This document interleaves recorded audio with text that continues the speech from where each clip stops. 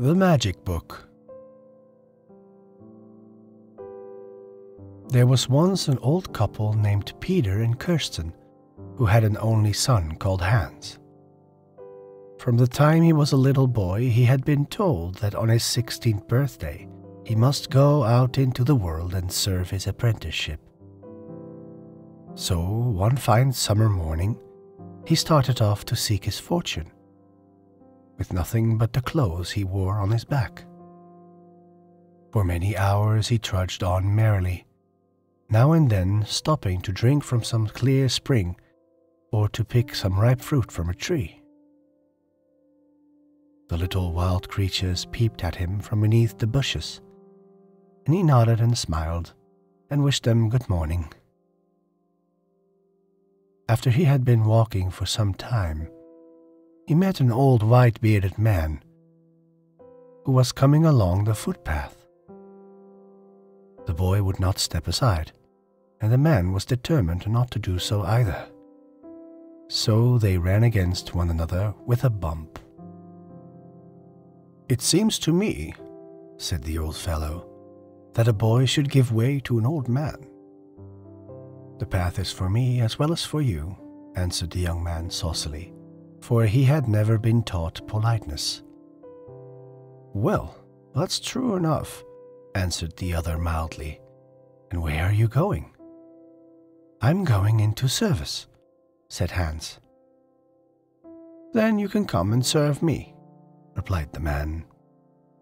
Well, Hans could do that, but what would his wages be? £2 a year, and nothing to do but keep some rooms clean, said the newcomer. This seemed to Hans to be easy enough, so he agreed to enter the old man's service, and they set out together. On their way they crossed a deep valley and came to a mountain, where the man opened a trap door, and bidding Hans follow him, he crept in and began to go down a long flight of steps. When they got to the bottom, Hans saw a large number of rooms lit by many lamps and full of beautiful things. While he was looking around, the old man said to him, "Now you know what you have to do. You must keep these rooms clean and strew sand on the floor every day. Here is a table where you will always find food and drink, and there is your bed. You see, there are a great many suits of clothes hanging on the wall, and you may wear any you please. But remember that you are never to open this locked door. If you do, ill will befall you. Farewell, for I am going away again and cannot tell you when I may return." No sooner had the old man disappeared than Hans sat down to a good meal, and after that went to bed and slept until the morning. At first he could not remember what had happened to him, but by and by he jumped up and went into all the rooms, which he examined carefully. "How foolish to bid me to put sand on the floors," he thought. "When there is nobody here by myself, I shall do nothing of the sort." And so he shut the doors quickly and only cleaned and set in order his own room. And after the first few days, he felt that that was unnecessary too, because no one came there to see if the rooms were clean or not. At last he did not work at all, but just sat and wondered what was behind the locked door, till he determined to go and look for himself. The key turned easily in the lock. Hans entered, half frightened at what he was doing, and the first thing he beheld was a heap of bones. That was not very cheerful, and he was just going out again when his eyes fell on a shelf of books. Here was a good way of passing the time, he thought, for he was fond of reading, and he took one of the books from the shelf. It was all about magic, and told you how you could change yourself into anything in the world you liked. Could anything be more exciting or useful? So he put it in his pocket and ran quickly away out of the mountain by a little door which had been left open. When he got home, his parents asked him what he had been doing and where he had got the fine clothes he wore. "Oh, I earned them myself," answered he. "You never earned them in this short time," said his father. "Be off with you. I won't keep you here. I will have no thieves in my house." "Well, I only came to help you," replied the boy sulkily. "Now I'll be off, as you wish. But tomorrow morning when you rise, you will see a great dog at the door. Do not drive it away, but take it to the castle and sell it to the Duke, and they will give you $10 for it. But you must bring the strap you lead it with back to the house." Sure enough, the next day the dog was standing at the door, waiting to be let in. The old man was rather afraid of getting into trouble, but his wife urged him to sell the dog, as the boy had bidden him. So he took it up to the castle and sold it to the Duke for $10. But he did not forget to take off the strap with which he had led the animal, and to carry it home. When he got there, old Kirsten met him at the door. "Well, Peter, and have you sold the dog?" asked she. "Yes, Kirsten, and I have brought back $10, as the boy told us," answered Peter. "Aye, but that's fine," said his wife. "Now you see what one gets by doing as one is bid. If it had not been for me, you would have driven the dog away again, and we should have lost the money. After all, I always know what is best." "Nonsense," said her husband. "Women always think they know best. I should have sold the dog just the same, whatever you had told me. Put the money away in a safe place and don't talk so much." The next day Hans came again, but though everything had turned out as he had foretold, he found that his father was still not quite satisfied. "Be off with you," said he. "You get us into trouble." "I haven't helped you enough yet," replied the boy. "Tomorrow there will come a great fat cow, as big as the house. Take it to the king's palace, and you'll get as much as $1,000 for it. Only you must unfasten the halter you lead it with, and bring it back. And don't return by the high road, but through the forest." The next day, when the couple rose, they saw an enormous head looking in at their bedroom window, and behind it was a cow which was nearly as big as their hut. Kirsten was wild with joy to think of the money the cow would bring them. "But how are you going to put the rope over her head?" asked she. "Wait and you'll see, mother," answered her husband. Then Peter took the ladder that led up to the hayloft and set it against the cow's neck, and he climbed up and slipped the rope over her head. When he had made sure that the noose was fast, they started for the palace, and met the king himself walking in his grounds. "I heard that the princess was going to be married," said Peter. "So I brought your majesty a cow which is bigger than any cow that was ever seen. Will your majesty deign to buy it?" The king had, in truth, never seen so large a beast, and he willingly paid the $1,000, which was the price demanded. But Peter remembered to take off the halter before he left. After he was gone, the king sent for the butcher and told him to kill the animal for the wedding feast. The butcher got ready his poleaxe, but just as he was going to strike, the cow changed itself into a dove and flew away, and the butcher stood staring after it as if he were turned to stone. However, as the dove could not be found, he was obliged to tell the king what had happened, and the king in his turn dispatched messengers to capture the old man and bring him back. But Peter was safe in the woods, but could not be found. When at last he felt the danger was over and he might go home, Kirsten nearly fainted with joy at the sight of all the money he brought with him. "Now that we are rich people, we must build a bigger house," cried she, and was vexed to find that Peter only shook his head and said, "No, if they did that, people would talk and say they had got their wealth by ill-doing." A few mornings later, Hans came again. "Be off with you before you get us into trouble," said his father. "So far the money has come right enough, but I don't trust it." "Don't worry over that, father," said Hans. "Tomorrow you will find a horse outside by the gate. Ride it to market, and you will get $1,000 for it. Only don't forget to loosen the bridle when you sell it." Well, in the morning there was the horse.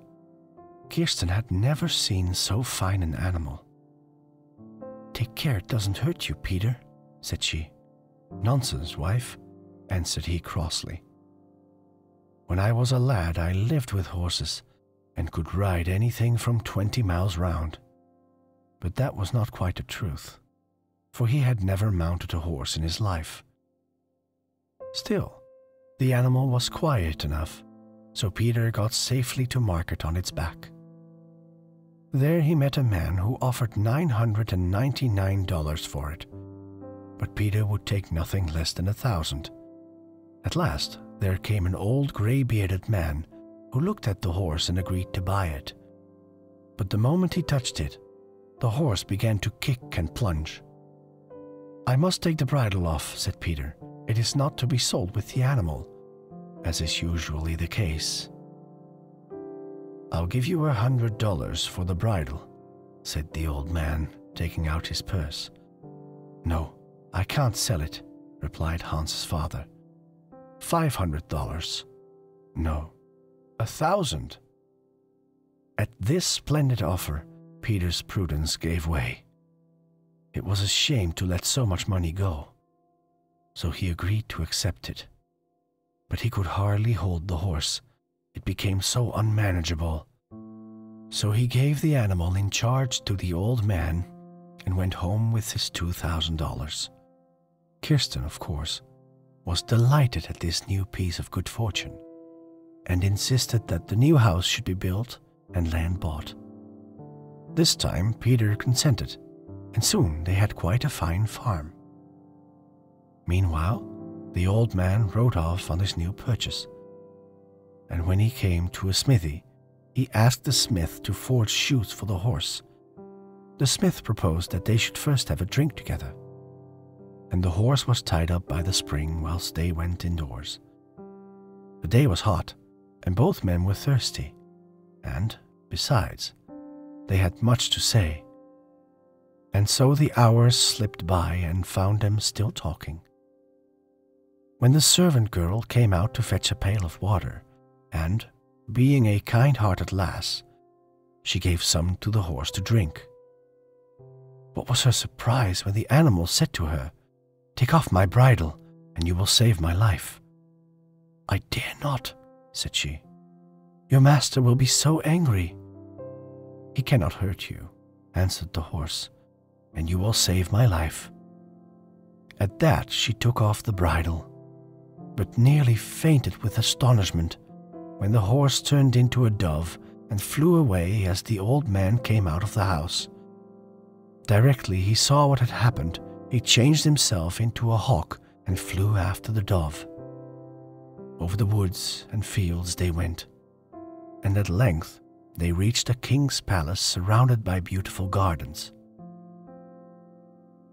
The princess was walking with her attendants in the rose garden, when the dove turned itself into a gold ring and fell at her feet. "Why, here's a ring!" she cried. "Where could it have come from?" And picking it up, she put it on her finger. As she did so, the hill man lost his power over Hans. For of course you understand that it was he who had been the dog, the cow, the horse and the dove. "Well, that is really strange," said the princess. "It fits me as though it had been made for me." Just at that moment up came the king. "Look what I have found!" cried his daughter. "Well, that's not worth much, my dear," said he. "Besides, you have rings enough, I should think." "Never mind, I like it," replied the princess. But as soon as she was alone, to her amazement, the ring suddenly left her finger and became a man. You can imagine how frightened she was, as, indeed, anybody would have been. But in an instant the man became a ring again, and then turned back to a man. And so it went for some time, until she began to get used to these sudden changes. "I'm sorry I frightened you," said Hans, when he thought he could safely speak to the princess without making her scream. "I took refuge with you because the old hill man whom I have offended was trying to kill me, and here I am safe." "You had better stay here then," said the princess. So Hans stayed, and he and she became good friends, though, of course, he only became a man when no one else was present. This was all very well, but one day, as they were talking together, the king happened to enter the room, and although Hans quickly changed himself to a ring again, it was too late. The king was terribly angry. "So this is why you have refused to marry all kings and princes who have sought your hand?" he cried. And without waiting for her to speak, he commanded that his daughter should be walled up in the summer house and starved to death with her lover.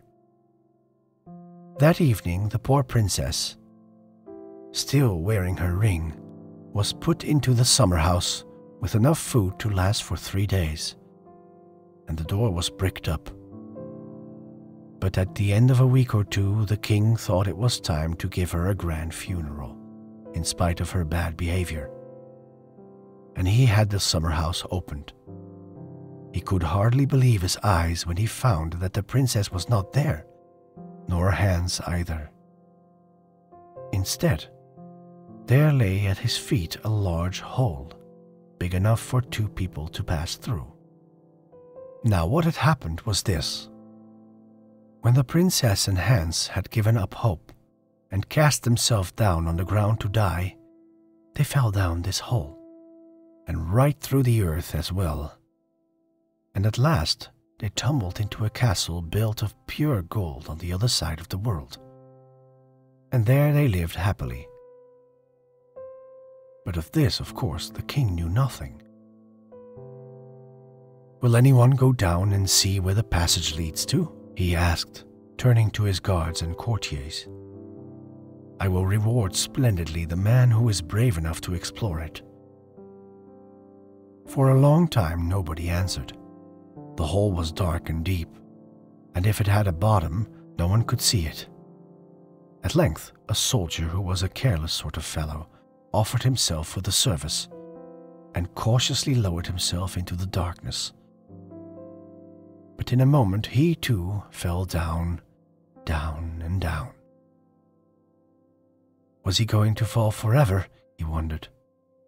Oh, how thankful he was in the end to reach the castle, and to meet the princess and Hans, looking quite well and not at all as if they had been starved.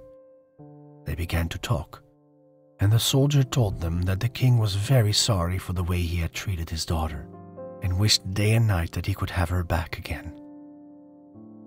Then they all took ship and sailed home, and when they came to the princess's country, Hans disguised himself as the sovereign of a neighboring kingdom and went up to the palace alone.